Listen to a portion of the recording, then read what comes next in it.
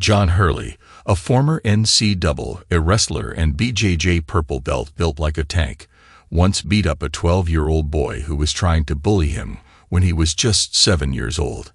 No one knew how he was able to do it, but after many visits to various therapists and psychiatrists, his parents discovered that he had an imbalance of certain hormones. This caused him to gain hysterical strength, as his body produced a ton of adrenaline, making him sort of superhuman for a short period. He was given medication for situations where he would begin to lose control. They all agreed that his energy had to be diverted to physical training, and that he should not be subjected to any sort of fight or flight situation. His parents did the same, and soon John was training with the school wrestling team. They also got him into BJJ, and his mother tried a lot of meditation exercises to ensure John remained calm. It all seemed to work, and somehow, John became a calm man, though everyone who knew him well called him the Hulk. His coaches used to pump him up before any match, knowing that once the Hulk came out, there was no stopping him from victory. They also knew that most of the time, John was in total control. However, they never knew what would happen if he ever exploded. John's college life went smoothly. He found a nice job, and things seemed to take a turn for the better when he married Donna. John Hurley was on his way home from Seattle after wrapping up a successful negotiation that would significantly improve cash flow for the software company he worked for. On top of that, he had the opportunity to see his younger sister Lisa, who had come up from Tacoma, where she attended the University of Washington. They had a good dinner at the Hilton Garden Inn and spent a couple of hours catching up. It had been a few years since he had seen her, and he enjoyed the time they spent together. Now, he was looking forward to seeing Donna, his wife of nearly 5 years. He hated being away from her, but unfortunately, that was just the nature of his job. What he was really looking forward to was their 5-year wedding anniversary, which was on Friday, the day after tomorrow. Unknown to her, he had already made a reservation at a local resort hotel for the weekend and had ordered a blue sapphire sunburst necklace he intended to give her at the hotel. His plan was to pick it up from the jeweler's shop the next afternoon. Right now, though, he wondered where she could be. He called her cell phone before he boarded the flight, but it went straight to voicemail. He also tried calling the house, but that too went to voicemail. Perhaps she's just out shopping with one of her friends, he thought. He thought about Donna and how much he missed her. Standing at just under 5.5 feet, she had long wavy dark hair, hazel eyes, and a dark complexion that looked like a permanent suntan.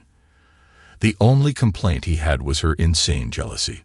She was normally one of the sweetest women he had ever known, but he hated it when she made her false accusations. He loved her too much to ever cheat on her and went out of his way to make sure she realized that. Still, it had gotten so bad that he couldn't even have a business meeting with a female colleague without Donna thinking they were having an affair. He thought he had finally nipped it in the bud when he challenged her to hire a private investigator and have him watched. Maybe, he thought, once she had proof of his fidelity, she would back off and realize her fears were unfounded. He was getting more than a little fed up with her jealousy and false accusations. It's not that he didn't have secrets from her. He did, and her constant harping on his so-called infidelity threatened to bring one of those secrets to light in a very ugly way. He felt his heart rate increase as he thought about her constant harping on the subject. He took a few deep breaths as he had been taught, but to no avail. He felt his face start to burn, and knew he had to get himself under control quickly. He reached into his pocket and pulled out a small packet of pills. He took one and began to relax after a few minutes, his heartbeat returning to normal. The man sitting next to him eyed him with concern. "Are you okay, sir?" the man asked. "Do you want me to call for someone?" John shook his head. "No, but thanks for asking. It's just an old heart condition. I've got medication for it." The man nodded his head and sat back, but kept an eye on John just in case.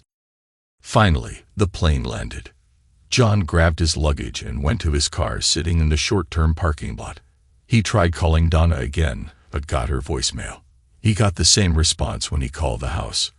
Where the hell was she? He asked himself. He started the car and drove home. When he finally pulled into his garage, he noticed Donna's car was gone.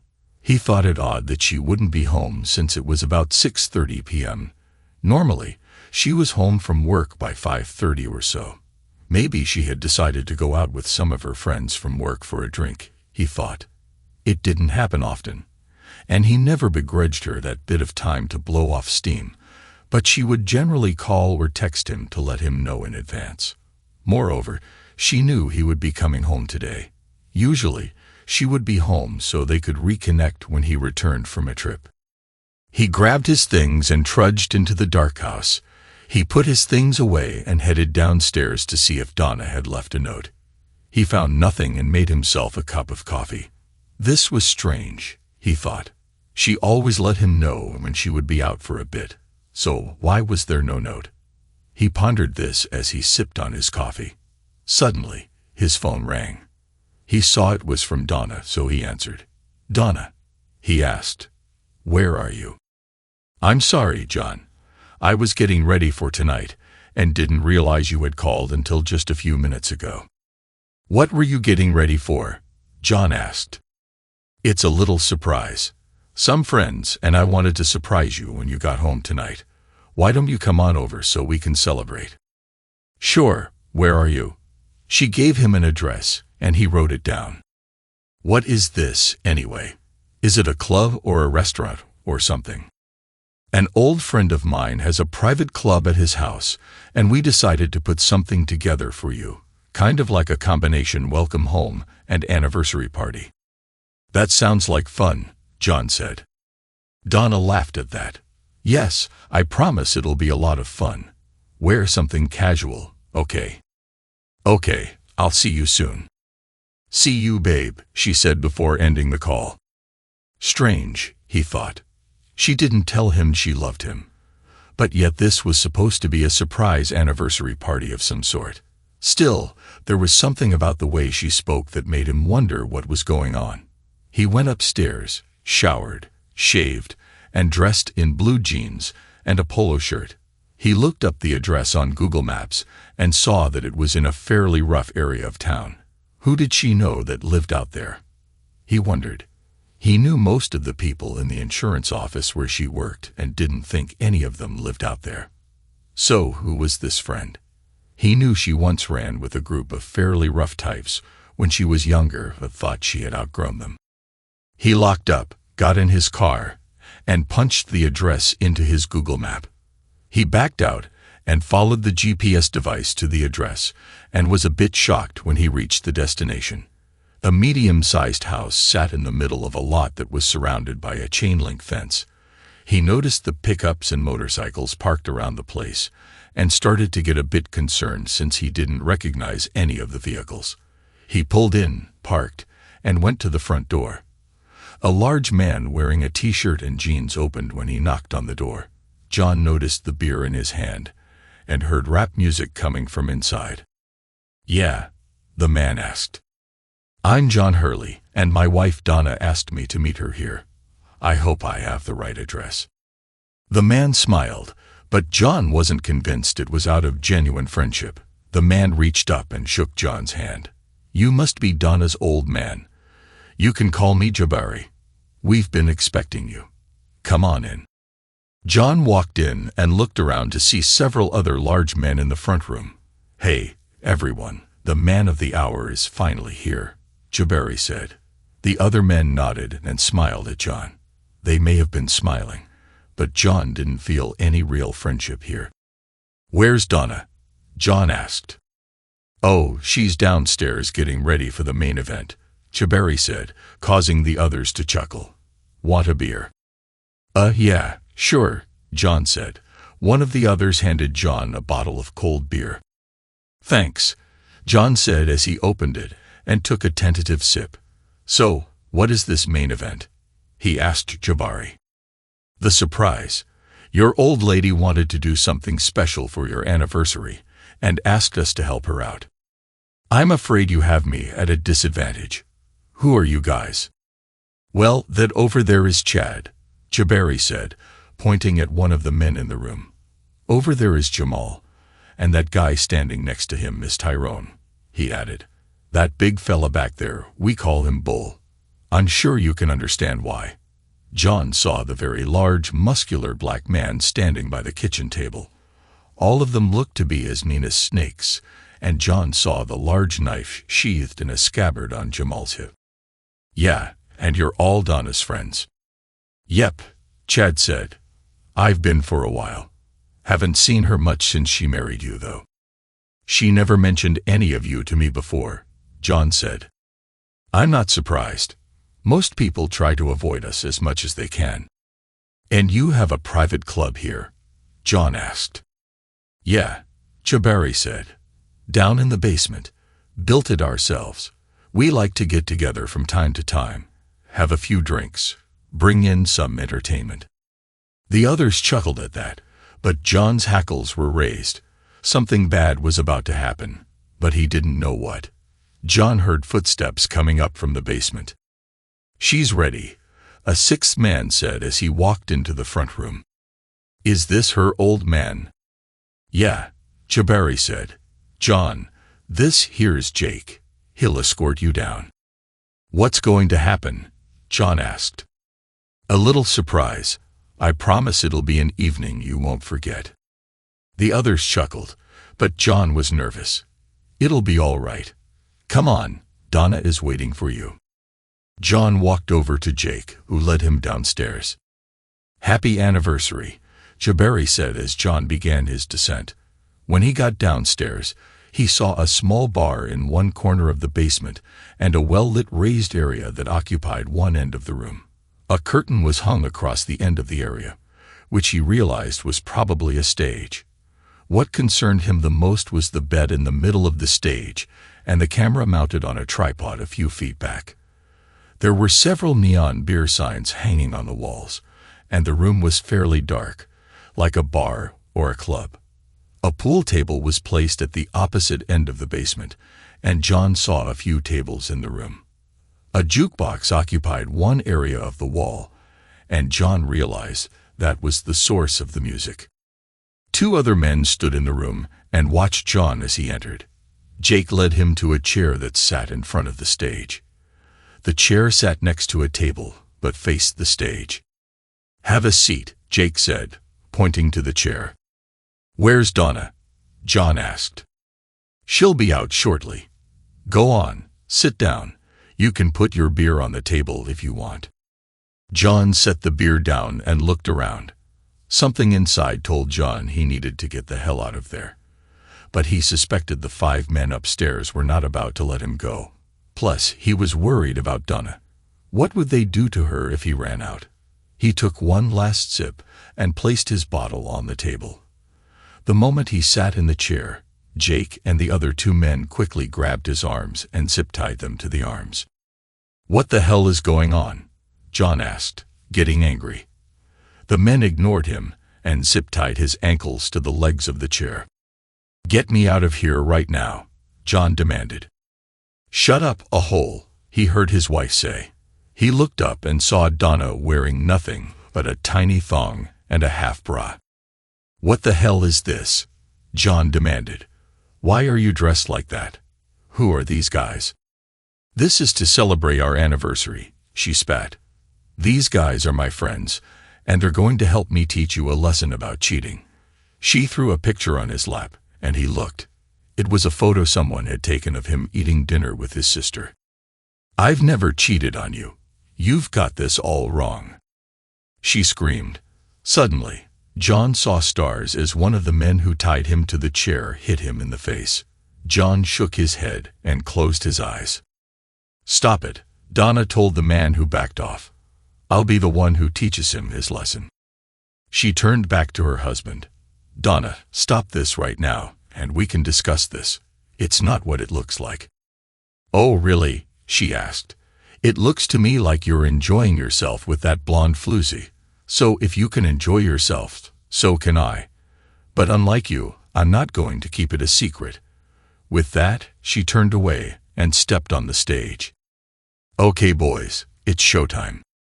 John tried to object, but one of the men put a ball gag in his mouth, preventing him from saying anything. He tried to fight the man but was unsuccessful. By now, all the others had made their way downstairs. Jabari stood next to him and whispered in his ear, "Nothing personal, but Donna is an old friend, so we decided to help her teach you a lesson. Now sit and enjoy the show. Don't try to be a hero. Once she's done, we'll let you go. Maybe she'll go with you. But that's up to her."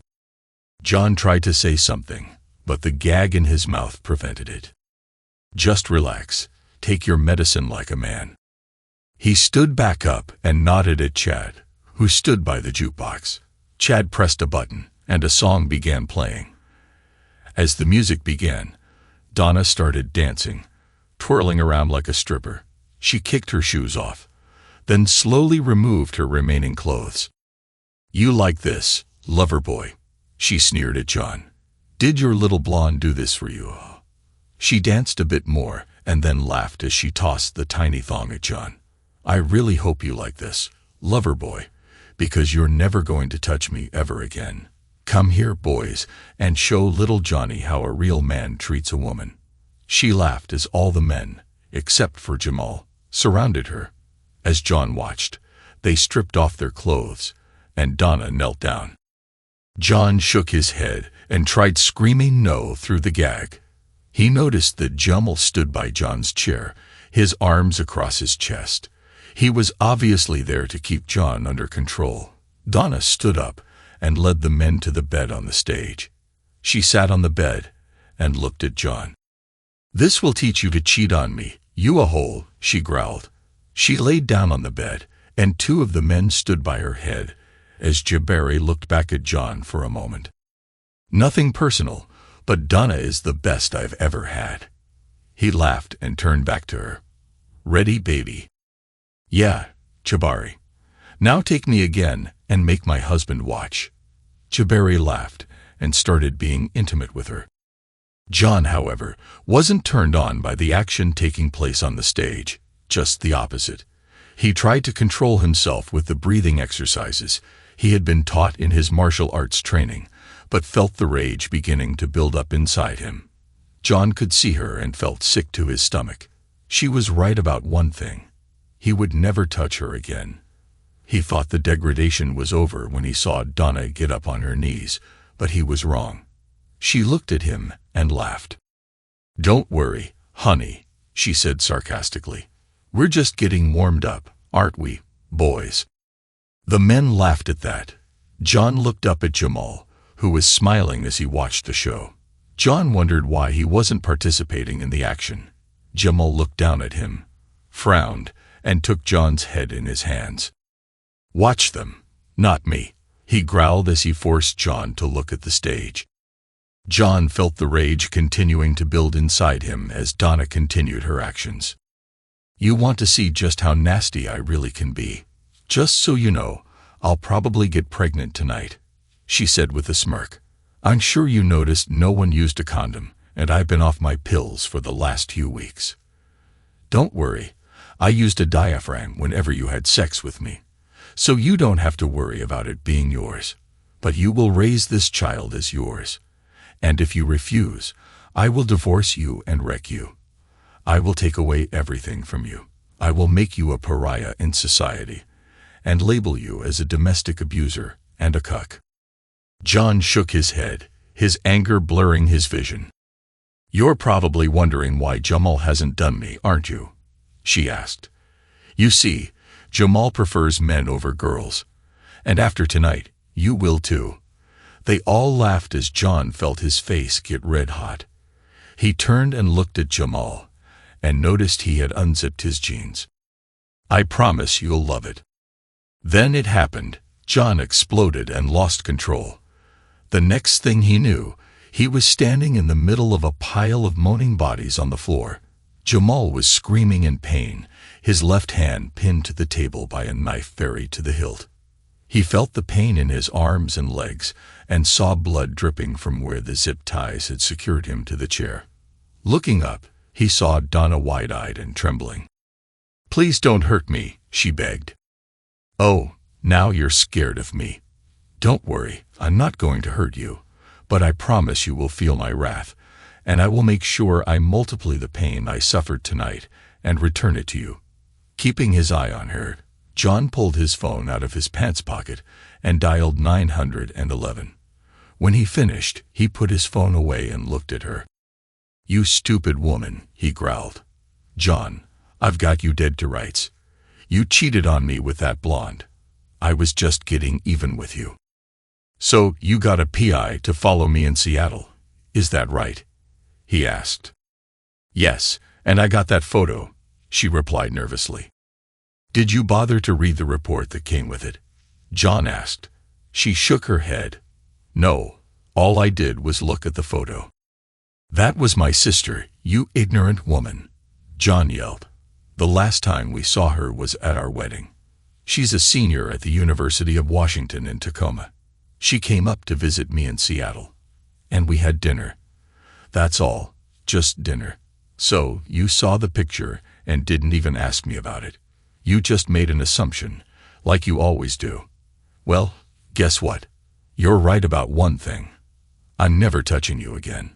I'll see you in jail, and then I'm divorcing you. I'm glad you did this and pulled the final straw.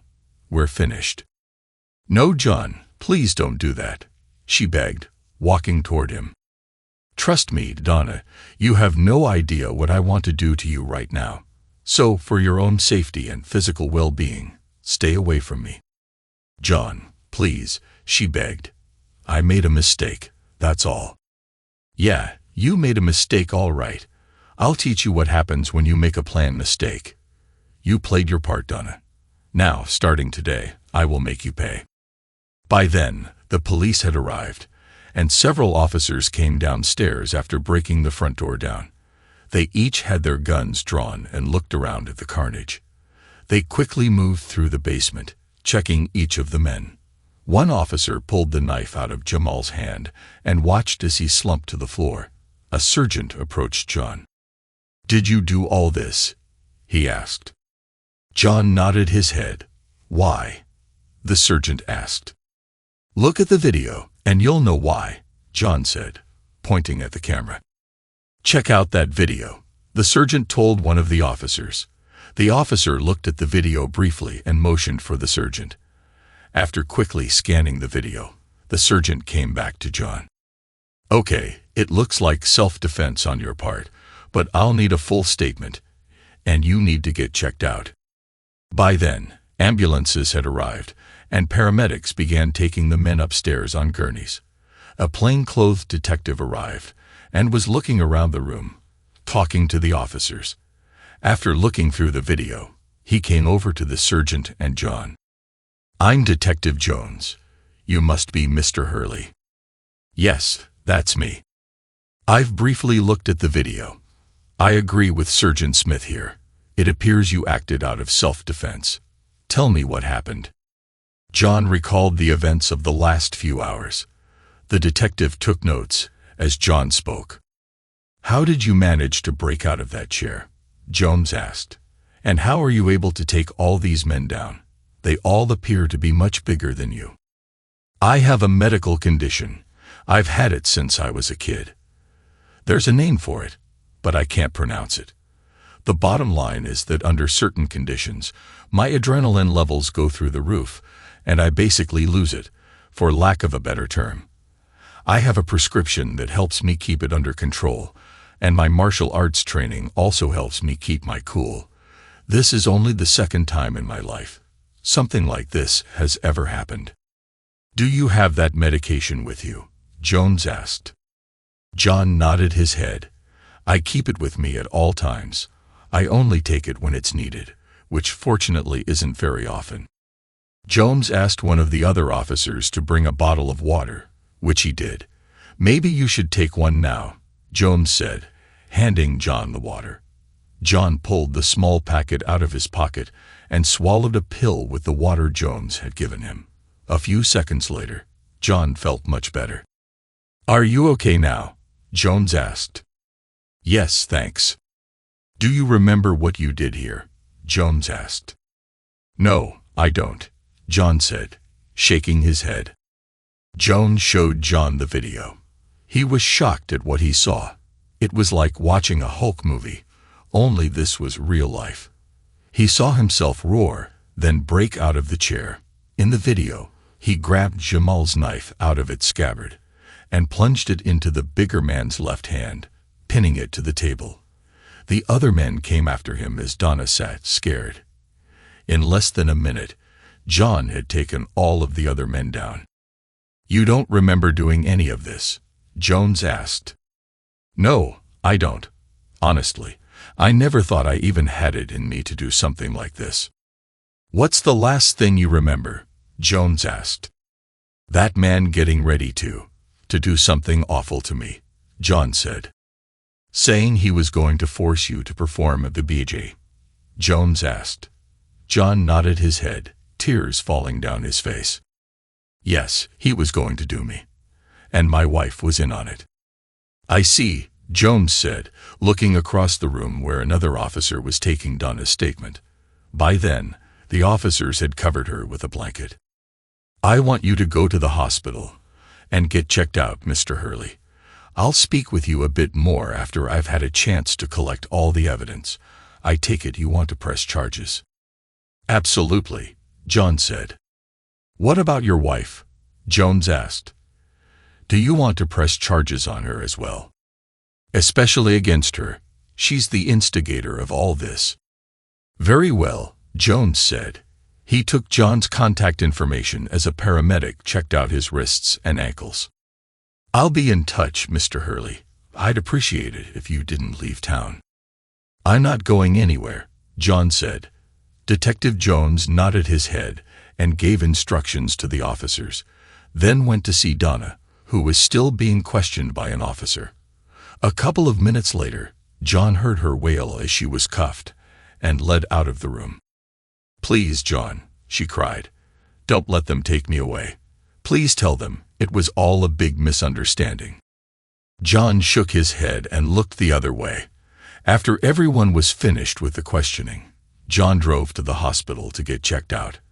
A few hours later, he drove home, his cuts dressed, cleaned, and bandaged. On the way, he realized he hadn't eaten since he left Seattle and went through a drive-thru for a burger. Once home, he ate, then called his boss, Jim Rollins, to explain the situation. "Dan, John, I'm sorry to hear that. Look, why don't you bring the signed contract and then take the next week off? You've got plenty of vacation time coming." "Thanks, Jim, I appreciate that," John said. After he calmed down, John showered and went to bed. The next day, he went to the jewelry shop and canceled the order for Donna's necklace. He ended up paying a small restocking fee but got most of his money back. He also canceled the hotel reservation and had the charges reversed. He then called around and set an appointment to see Jenny Hawkins, attorney at law, about a divorce on Friday. He had just finished eating lunch when his phone rang. He looked and saw it was Donna's parents. He took a deep breath and answered. "Hello." "John, what the hell is going on?" asked Mara, his mother-in-law. "Donna called from the county jail. She said she's been arrested, and are holding her without bail. Did you do something?" John couldn't believe the nerve of this woman. He counted to 10 and took a few deep breaths before answering. "Did she tell you why she was arrested?" John asked.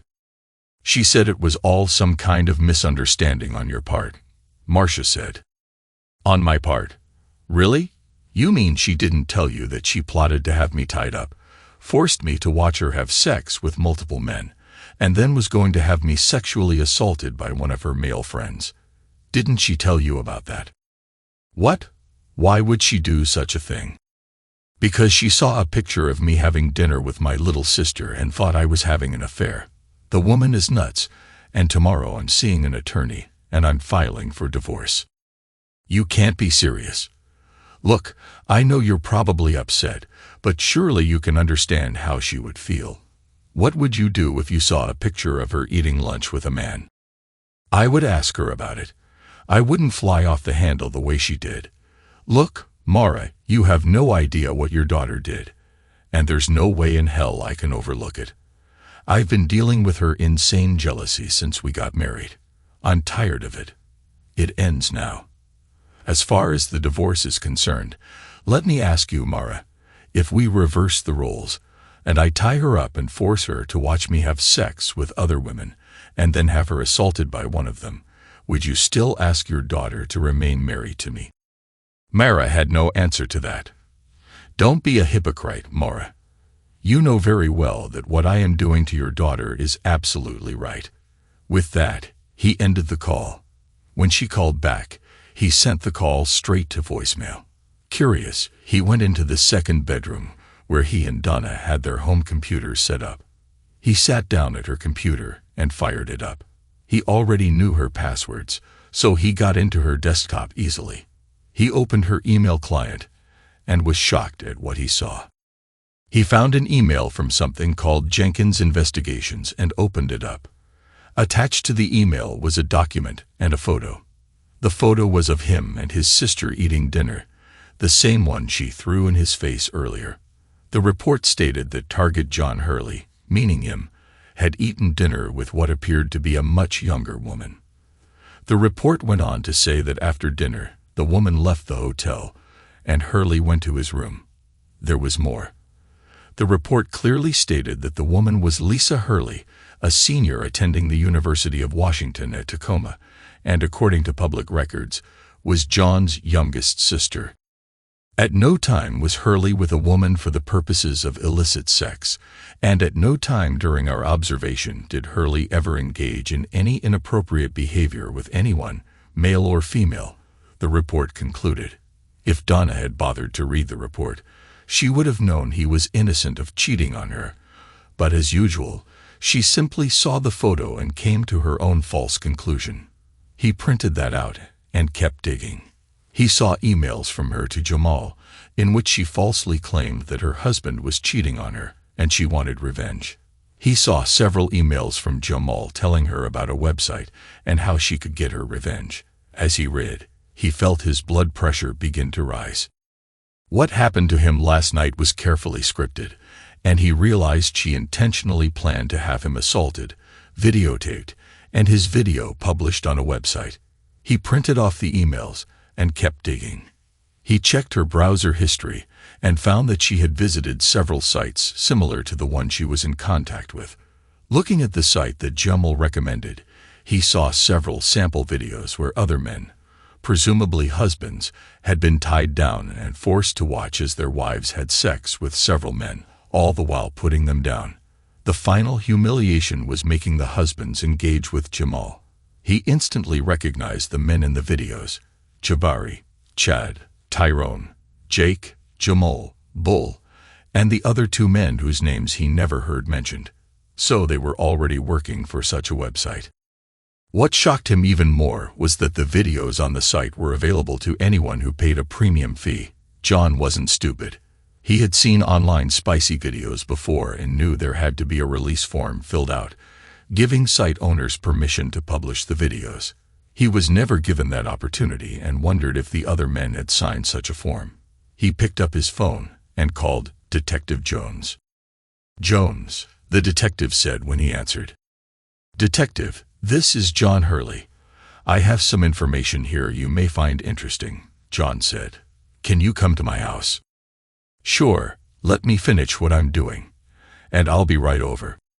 "Thanks," John said before ending the call. As he waited for Jones, he performed a search to see if he could tell who owned the site. The registration was done in a way to keep the owner's name private, but he knew that a law enforcement agency could subpoena the record. He also knew which company hosted the site. He printed that out for Jones. About a half hour later, Jones rang the doorbell. "Thanks for coming, Detective," John said, opening the door. "You have something for me?" Jones asked. "Yes, in my computer room," John said. Jones followed him upstairs and looked over the printouts John gave him. That corroborated what we found at the house. From what we saw, they'd done this to a number of men. "What about release forms?" John asked. We found release forms signed by the wives. Even your wife signed a release form. We're still going through everything, though." "So she knew this was going on the internet?" John asked. "Looks that way," Jones said. "But what about the husbands?" John asked. "I don't recall seeing anything like that. But like I said, we're still going through all the evidence. Look, I'm going to have to confiscate your wife's computer for evidence." "Go ahead. I'd like to keep these printouts for my attorney, though. The files are still there in her email." Jones nodded his head after giving it a bit of thought. "Sure, but don't destroy them." After Jones left with Donna's computer, John sat at his machine and had a brainstorm. He began searching some of the video sites and found several fairly lengthy videos produced by the site. He scanned through them and saw that in each one, the husband was treated much as he was while the wife took on all of the other men, except for Jamal. Each video ended with Jamal engaging in sex with the husbands. He looked back through the email thread he printed from Donna's computer and read it carefully. There it was in black and white. "Just so you know," Chiberi wrote, "we usually end the session with some sex involving the husband. Are you okay with that?" "Oh, definitely," Donna wrote back. "How far does it go?" "As far as you want, so long as your husband agrees to it," Chiberi said. "I'd like to see him get screwed," Donna wrote. "Can you do that?" "Sure," Chiberi wrote back. "But he has to agree." "Don't worry about that. I'll make him agree." John felt his blood pressure begin to rise and stepped back from the computer, taking deep breaths. Unfortunately, that wasn't working, so he took another pill and went downstairs. He couldn't stand to be exposed to any more of this. The next day, he went to see Jenny about a divorce. He made a copy of Donna's emails and took them with him. One copy would be for Jenny, and the other he would present to Donna's parents. He arrived at the office a few minutes early and was escorted right in. After the introductions, he explained his situation to Jenny and showed her the email thread between Donna and Chiberi. Jenny listened without interruption, making notes as he spoke. She read the email thread and shook her head. "You know, I thought I had seen it all. Fortunately for you, this state allows for divorce on the grounds of adultery, cruelty, and abuse. I think this covers about all three of those situations. You say she was arrested and is being held without bail." "Yes," John said. Jenny turned to her computer and nodded her head a few moments later. "I see here that she was arraigned yesterday and was slapped with a whole slew of charges: spousal abuse, sexual assault, conspiracy to commit assault, fraud, and illegal imprisonment, for starters. Apparently, the judge felt she's dangerous enough to keep in custody. It also looks like her accomplices are also being held on multiple charges very much like hers. And you say these men operate a website that posts this trash to the internet for money?" "Yes, I found a few of their videos, and they're all pretty much the same thing." "Did they explain this to you before they tied you down?" Jenny asked. "No," John said. "Did they have you sign a release form?" she asked again. "No. They made it sound like it was some kind of an anniversary party or surprise. They never said anything about the sex or selling videos on the internet." "Well, I think we not only have a solid case against your wife, but we have a case against the men who did this to you as well as the hosting provider," she said. As John watched, Jenny did a few more things on her computer before saying anything further. "Do you know if they offered your wife any royalties for this video?" she asked. "No, I haven't seen anything like that," John said. "It looks like that website gets a lot of traffic. I'll bet they make a ton of money off this filth. Okay, here's what I'd like to do. I'll write up the divorce papers asking for 90% of everything. On top of that, we'll ask for the house and everything we can get our hands on. The judge may not go along with that, and it's possible we'll have to negotiate our way down. That's just a starting point. We'll use this email thread and the fact that she's being held without bail as leverage. If they do release her, I'll get a restraining order against her and her accomplices, but I don't think you have much to worry about there. You say Detective Jones has the video they made as evidence, and it never got to the internet?" she asked. "He has the video. As far as I know, it never got to the internet, but it would have gotten to the web," he said. "Oh yes," he told her. She nodded her head. "Okay," she said, taking notes. "I'll get with him about that video.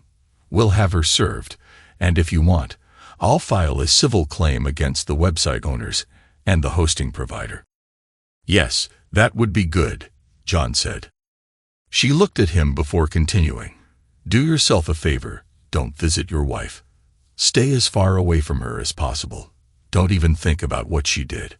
Let me and the authorities deal with it. From what you told me, you'd be better off not even thinking about her. If you want, I can set you up with a therapist to help you deal with this. Would that be all right?"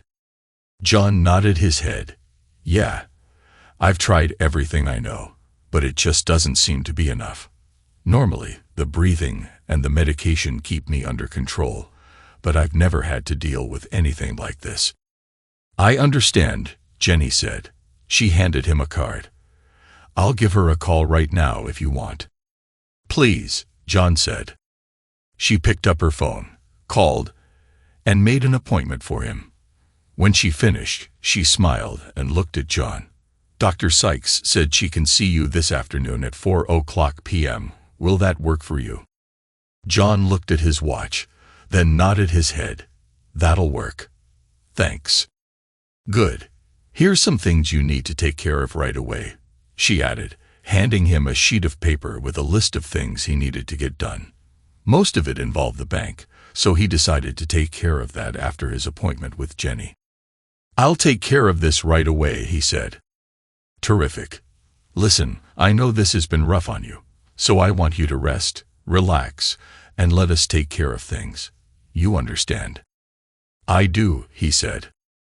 "Good. Don't worry, John. This will all work out, and you can move ahead with your life." He thanked her and left. After leaving a healthy retainer, he went to the bank, paid, and closed out their joint credit cards. He withdrew everything but 10%, then opened a new account in his name only and applied for a new credit card.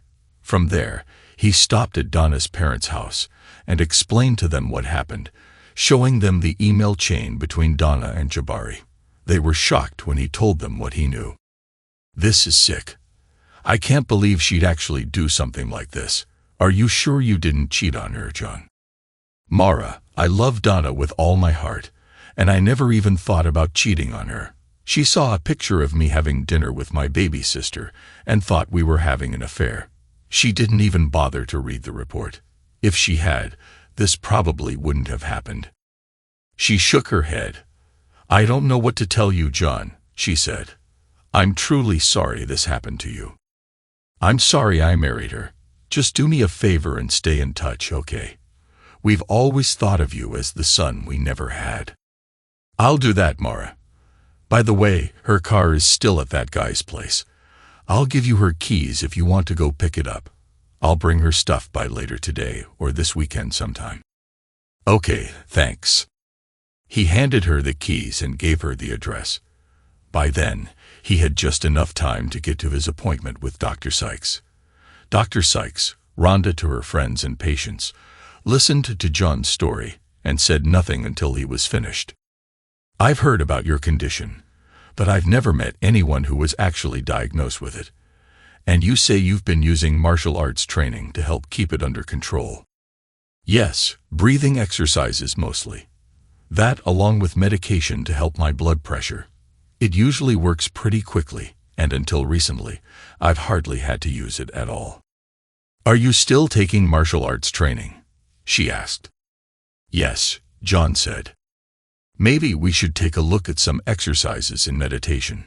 Would you be open to that?" "I would." "Good. We've got a lot of work to do, John, but I think we can help you through this without any more medication." "I would prefer that." He left and went back home, where he bagged up Donna's things, including all their wedding photos and her wedding dress. He looked around and boxed up some trinkets she had collected over the years. They meant nothing to him now, and he wanted nothing in the house that would remind him of her. That weekend, he changed the locks on the house, took Donna's things to her parents, and did his usual weekend yard work. On Sunday, he found an app that said it would help calm him, so he downloaded it to his phone and listened to the sound of rain as he went through a regimen of breathing exercises. After a half hour of that, he felt like his old self and decided to go into work the next day. Things were quiet for John over the next few weeks. He went to work, went home, watched television, relaxed, and went to bed. The place seemed much quieter without Donna, and he enjoyed being able to do what he wanted without her constant accusations. The therapy sessions with Rhonda helped quite a bit, and he found the relaxation techniques she suggested helped a lot. He stayed in touch with Jenny, who said she was going to wait until after Donna's trial to have her served. Her thinking was that the divorce would go smoother if she was a convicted felon. The day of Donna's trial came around, and he was asked to testify, which he was more than happy to do. The jury was shocked when the DA presented his evidence, which included John's testimony. They were so shocked that they came back with guilty verdicts on all charges in just a couple of hours. The judge had no sympathy for her either, sentencing her to the maximum possible under state law, 20 years. She would be eligible for parole in 15 years. The judge said as she was being let out, a process server stepped forward. He verified her identity and handed her a manila envelope. "You've been served," he said. Defeated, Donna signed the papers and handed them back. "Have a good day," the server said as he accepted them. She looked at John with tears in her eyes, but he simply looked away. The deputies escorted her out and took her to the van that would transport her to the state women's prison. The trials against Jabari and his crew took quite a bit longer. Detective Jones found a treasure trove of evidence which suggested they had victimized up to 15 men over the last 13 months. They found what appeared to be releases signed by the husbands they had targeted, but the men they had tracked down said the releases were signed after the fact and under duress. Making matters worse, the site owners had also posted personal information about the men they targeted.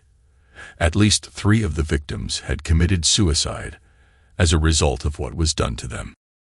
By the time it was all said and done, all of the men involved were sentenced to 25 years of hard labor. The site was torn down, and all of the victims, or at least all of the men Jenny's team of attorneys could locate, received a huge sum of money which bankrupted Jabari and his associates. The hosting providers settled with the men, which added to the pot. John nearly broke down crying when Jenny presented him with a $2 million check. While he appreciated the restitution, the money did very little to soothe his broken heart.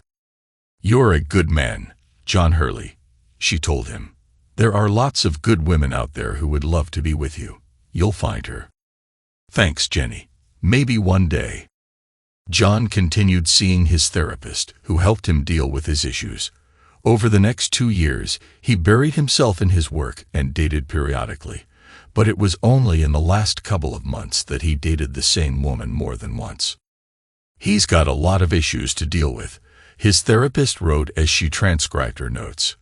"But on the upside, he hasn't had any more episodes and seems to be moving forward. I think he'll do just fine in the long run. At least I hope so," Rhonda thought. A few days later, John met a man at a local bar. The discussion took not more than 10 minutes. John walked out to his car and waited. The man walked near him and picked up the small briefcase that John had already placed on the ground. Both men looked at each other and walked away with a nod.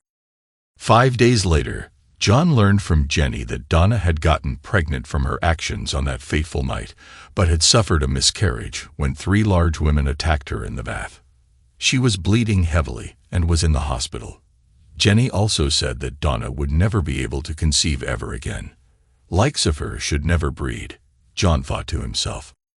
7 days later, Jabari and Chad were killed when a huge riot broke out in the prison during lunch hours. 2 days later, Tyrone was found hanging in his cell.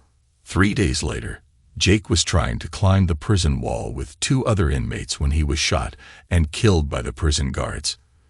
The other 2 prisoners somehow were unharmed, and as for the guards, they were very compliant and never tried to climb the wall. Bull and 2 others died under mysterious circumstances. As per the autopsy, they were poisoned. Jamal was the luckiest of them all, at least that is what he thought, when he was able to escape the prison with 2 other inmates and cross the American border to Mexico. What he did not know is that he never escaped. His partners in crime took him straight to Beja. He was eating at a local diner where he met a beautiful woman. They danced together, and she offered to take him to her home. Jamal was grinning ear to ear when she took him to her bedroom. It was dark, and suddenly he was hit behind the head, and everything went dark. A few moments later, Jamal opened his eyes and found himself tied to a chair. A man walked to him and held a phone in front of him. "Hello, Jamal. Hope you remember me. I guess my friend has treated you well. I have asked my friend to be gentle with you and stretch the night as far as possible, just like you told me once. I promise you will love it." Jamal tried to scream, but his mouth was gagged. A few moments later, Jamal heard the roaring sound of a chainsaw. A man dressed in a yellow raincoat and a gas mask on his face stood before him. The man took the chainsaw and walked closer and asked, "Do you like stew?" Thanks to everyone who took the time to listen to today's stories. If you enjoyed it, please consider liking and subscribing if you haven't already. Feel free to share your thoughts on the events in the comments below. Take care.